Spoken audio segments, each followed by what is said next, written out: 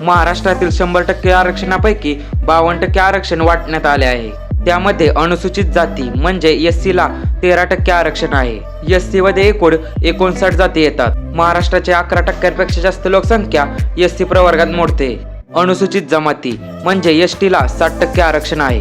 त्यामध्ये एकूण 47 जाती येतात। महाराष्ट्राची 9%पेक्षा जास्त लोकसंख्या ST प्रवर्गात मोडते। इतर मागासवर्गीय म्हणजे OBC ला 19% आरक्षण आहे। त्यामध्ये 346 जाती तसेच मुस्लिमांमधील 37 जाती येतात। विमुक्त जाती प्रवर्गाला 3% आरक्षण आहे। यामध्ये 14 जाती येतात।